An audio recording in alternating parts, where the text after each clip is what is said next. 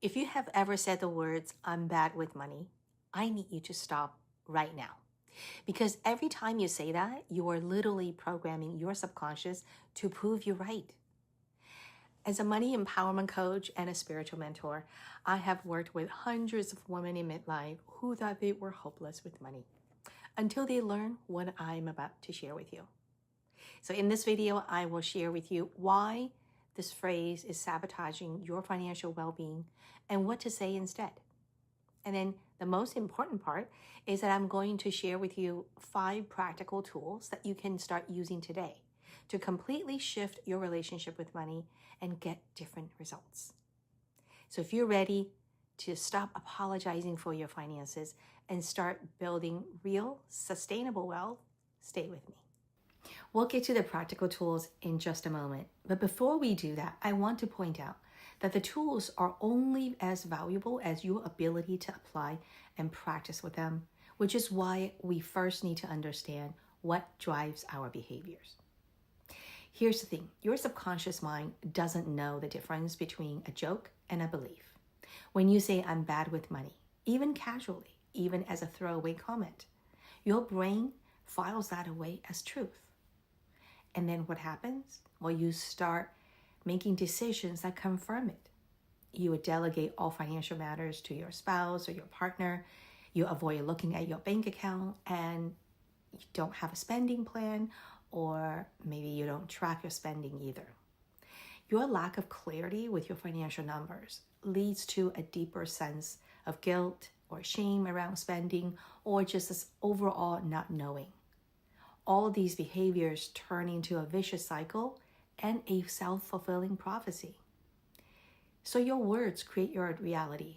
And for women especially, we have been conditioned for generations to believe that we're not good with numbers and that money is complicated and that finances is a man's job. So when you say I'm bad with money, you are not just describing yourself. You are repeating a script that was written for you, normalized by our culture, and without us ever examining it.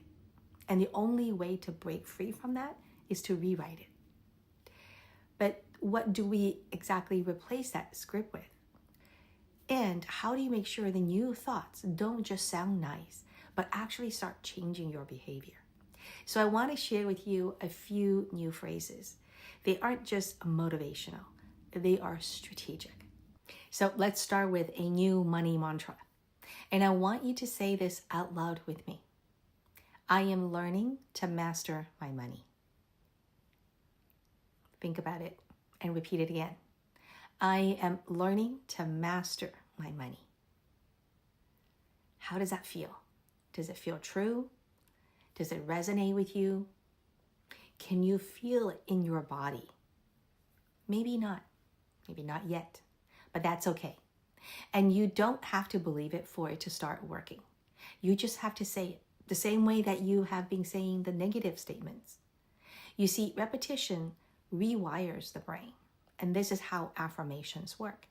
This is not about toxic positivity. It's actually neuroscience. And here's some other replacements you can use. Instead of saying, I'm bad with money, you can say, I am building a powerful relationship with money.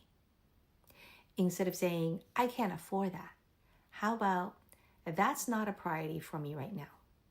Now, if this is a priority for you, then I would encourage you to commit to your priority and know and trust that once the decision is made, you will find ways to fund it. This is about having discernment and not letting money stop you from progressing in the right direction. And here's the last one. Instead of saying, I'll never be good at this, you can say, I am getting better every single day. Now that we have made some mindset shift, let's move on to the practical side. So here are the 5 practical tools to help you change your self-image and become a woman who is good with money. The first tool is what I call a wealth clarity map. Here's the truth. You can feel secure and good about money if you don't fully understand it, right?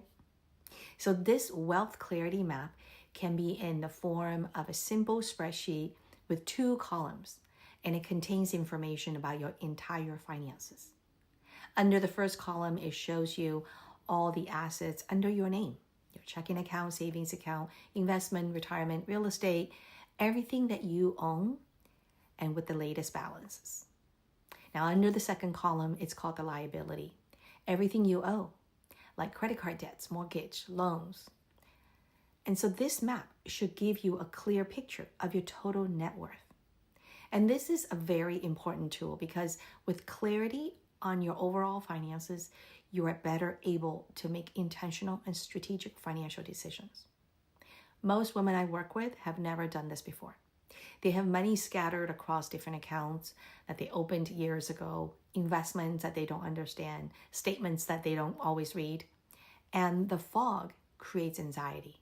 So this clarity map will help you remove that fog so you can see everything clearly in one place.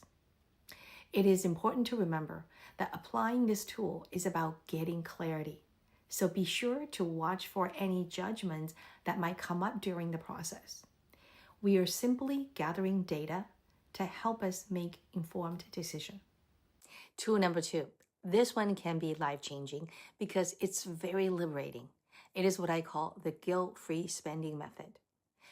Have you ever felt guilty about buying that luxury handbag or booking that first-class ticket, even when you have money in the bank? If you say yes, then this one is for you. So how do you splurge without feeling guilty? Well, you specifically budget for them. Essentially, you want to give each dollar a job. Some dollars are meant to cover your basic living expenses, and those need to be taken care of first. And then there are other dollars that are meant for life enjoyment. And here's a key that most people miss. On a monthly basis, you can set aside some money for splurges, but it doesn't mean that you will spend it every single month. If you don't spend it this month, that money gets carried over to the next month. And if next month you don't spend it again, well, then it gets carried over again. So when that moment finally comes up that when you want to splurge, you know you already have that money set aside for this. So this is how you can spend without feeling guilty. It's actually very simple. It's not whether you deserve something or not. The real question and the more strategic question to ask is this the right time for me to spend the money on this thing right now? And only you can answer this question. When you have that kind of discernment, that is true self-empowerment. This is about you honoring yourself and the life that you have worked for. Tool number 3, the investment audit. Understand what your money is doing.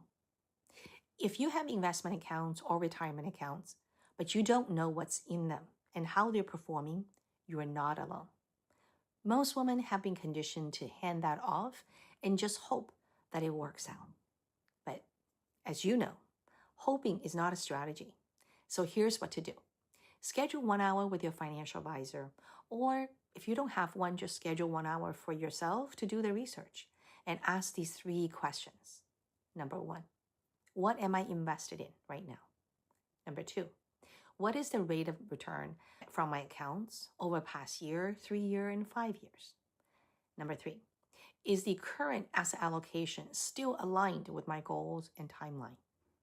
You see, you don't need to become a financial expert. You just need to understand your numbers, your money, and how it is working for you. And if it's not working for you, then it's time for you to take appropriate actions. Tool number 4, present and future assessment. Here's a question that keeps so many women up at night. Do I have enough? Will I be okay in my old age? The only way to answer that question is to crunch some numbers. If you have done the work from tool number 3, you should have a clear idea of how your money is currently working for you. Then the follow-up question is it enough to last me through the end? This is where you may need some professional help if you have never done this before yourself. And yes, it might be uncomfortable seeing the numbers, the reality check. But guess what? Discomfort is still better than uncertainty. Because once you know where you stand, you can start making proper plans. Maybe you are on the right track. Maybe you need to make some changes. maybe you could actually retire earlier than you thought. You see, you can't make empowered financial decisions without data, and this tool gives you that data. Tool number 5, the abundant future visioning. This last tool is where the spiritual and the practical come together. And this is also a practice that I often use with clients that I work with to help them move towards their dream life. So I want you to sit down right now and write out the dream life that you would love to live. Not what you think is realistic, but what you actually want. Where would you be living? What would you be doing? Are you traveling? And if so, how many times a year? Are you funding your grandchildren's education? Are you supporting causes that you care about? What are your hobbies? So anything that comes up for you when you wave that magic wand and dream big. Get specific, get vivid. Because here's what happens. When you connect your money to a life that you're excited about, becoming the master of your money doesn't feel so overwhelming or so out there anymore. It is simply part of your way of being, your way of life. And if you want to go deeper on how to design and live a new life where your needs are met, then I invite you to a 5-day guided money experience where I will show you the process for moving you from having that fuzzy dream ideas to a real financial pathway forward. This process will review your true potential and help you see new possibilities that you weren't even aware of before.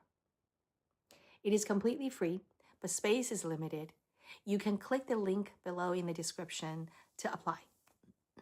All right, so now when you get specific about your future, you are not just saving for retirement. You're actually funding that Italian villa or that theater subscription or just the freedom to be able to say yes to anything that lights you up. And this vision becomes your compass.